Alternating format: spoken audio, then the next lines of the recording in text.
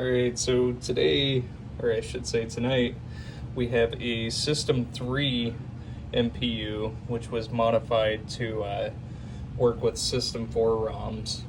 So basically on this board, all it took was a little bit of a rehab to get it back up and running. So brand new 0.156 headers here throughout the board, new filter capacitor, added a coin cell. We did have some alkaline here, just right below the battery, or where the battery was before, that we went ahead and abated, and of course conformal coated over top. System 3s are just riddled with Scambi sockets. So all three of the game ROMs, or the two flipper ROMs, the game ROM, those have all been resocketed. The clock chip, the 6800, both 6810s, the 5101, the 6820, and the 74154, those have all been resocketed there. It's very important. Scambi sockets are probably the worst of them all, but anything that's not dual wipe, I consider garbage. Again, I just want the best connection here for all of the chips that are on the board, because it's one of the biggest flaws with these things is, over 40 years, the connections are just, they're not as great as they used to be, which causes, multitude of issues. But moving on to the driver board and also a little bit on the MPU, we replaced both male and female 40-pin interconnect.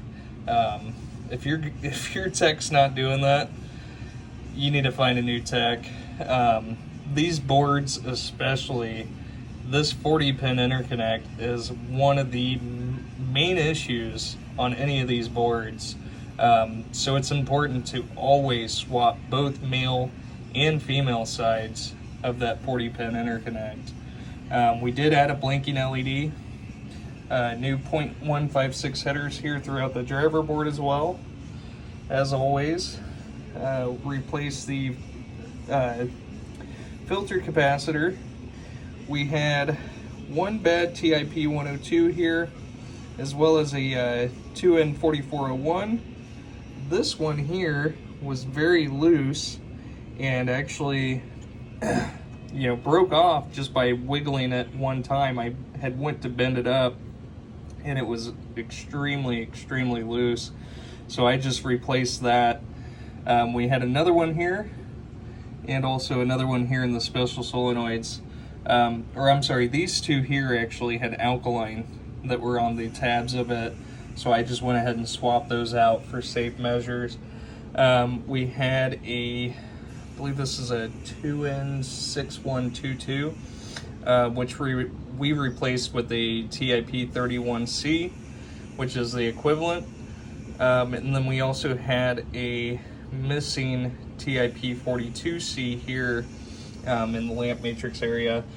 The old resistors that were here in the switch matrix, I went ahead and swapped those out for 0 ohm jumpers, just in case if this board's ever put into a System 7, it will still work.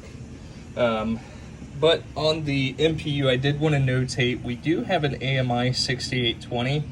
I went ahead and tested it. It tested good, so I left it on the board, but be on the lookout. If displays, anything like that, start acting funky, I would suspect the AMI 6820 there. But anyways, I'll go ahead and get this thing booted up. And we don't have a coin cell installed. It's actually sitting right there. But we can't ship them back in the mail anyway, so go ahead and power cycle here with the coin door open. And we get our high score to date and last game played. Got the lamp matrix dancing there. And the only coil that's locked on is the coin lockout. And then we've of course got our notorious flash lamp flashing there. And we'll go ahead and get this into test. And first test is going to be displays.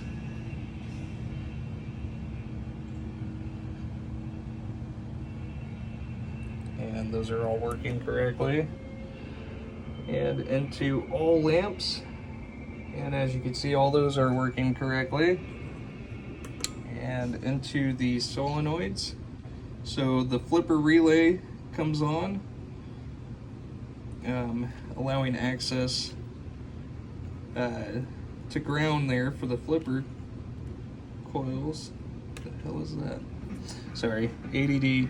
I missed a couple of the special solenoids, so we'll let that go back around.